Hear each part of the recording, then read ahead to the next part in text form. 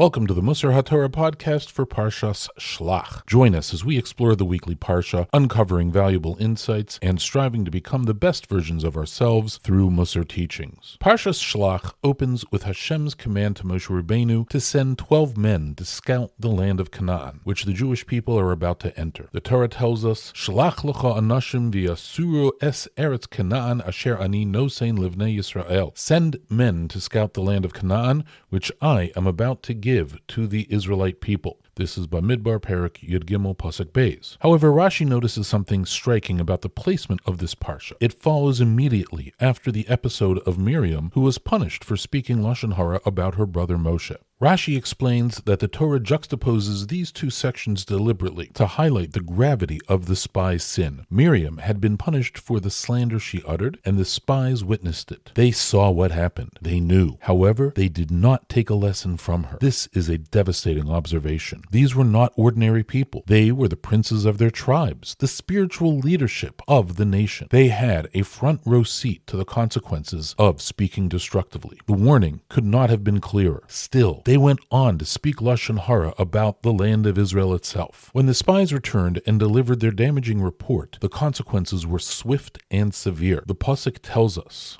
Vayamusu ha'anoshim motziyei dibas ha'aretz ra'a b'magefa lifnei Hashem. Those who spread bad words about the land died of a plague before Hashem. This is in Bamidbar Perak Yudalad Pasuk Lamed Zayin. Rashi on this Pasuk reveals a remarkable detail. The death of the spies came in a specific measure-for-measure way. They sinned with their tongues, speaking destructively about the land of Israel. The punishment reflected this precisely. Rashi's phrase is pointed. Measure for measure they sinned with the tongue, and so the punishment came through the tongue. Rav Chaim Shmuelevitz Zecher Levracha explains that the purpose of a knegged midda punishment is deeply educational. When Hashem responds measure for measure, it is not simply a matter of proportional justice. It serves a corrective function. The punishment mirrors the sin in order to help a person or the people around them identify with clarity exactly where the transgression lay. The particularity of the punishment is a message designed to make the sin unmistakable. Here, however, there is a remarkable twist. The spies were dead. They were not in a position to receive this corrective message. For whom was the knegged midda intended? Rav Chaim answers plainly. It was for the rest of the nation. The remaining people needed to understand the seriousness of what had been done. They needed to see concretely, visibly, unavoidably, the gravity of speaking Lashon Hara. The very specificity of the punishment was designed to prevent others from committing the same sin. The message was broadcast through the manner of the spy's death, so that no one who witnessed it could walk away without understanding what they had done wrong. This leads Rav Chaim to a deeper and more personal insight, one that many of us can recognize from our own experience. He observes that it is often very difficult for a person to admit the true nature of their own failing, even when someone is suffering consequences, even when they recognize that it is something that has gone wrong. Human nature inclines toward rationalization. We prefer to attribute our difficulties to almost anything other than the real cause. We will reach for a different sin, a different explanation,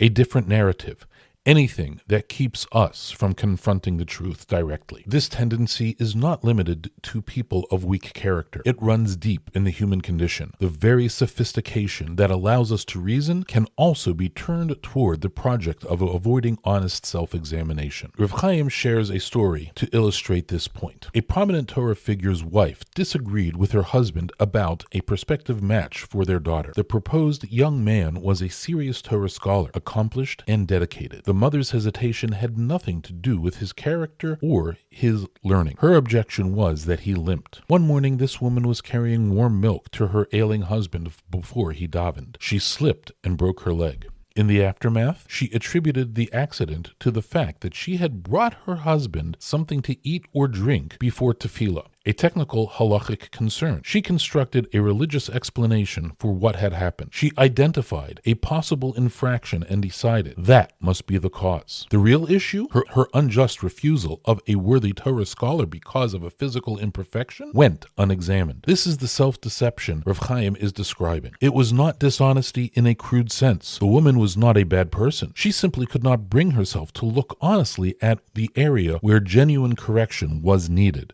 so her mind found a more comfortable explanation and settled there. Now we could understand the full weight of Rashi's observation about the placement of Parshas Shelach. The Torah could have simply told us the story of the spies. We would have understood the sin from the events themselves. Why begin by connecting this episode to Miriam? Because the Torah is giving us a mirror. Miriam's punishment was not an abstract event. It happened publicly. The spies saw it. They could have looked at what occurred and turned that awareness inward, asking themselves what it means to speak destructively, what the consequences are, what kind of person they wanted to be. Instead, they looked outward, watched the drama unfold, and moved on. They never made the lesson personal. That failure, the failure to translate what we observe into honest self-reflection, is one of the most common traps in the work of self-improvement. This week, let's all take on a small but significant practice: honest internal accounting. At some point during the week, perhaps at the end of a day, in a quiet moment, let's identify one area where we have been aware of a shortcoming but consistently explained it away. Not a sin we are entirely blind to, but one where our explanation always conveniently points somewhere other than the real source. We saw the warning in the Parsha.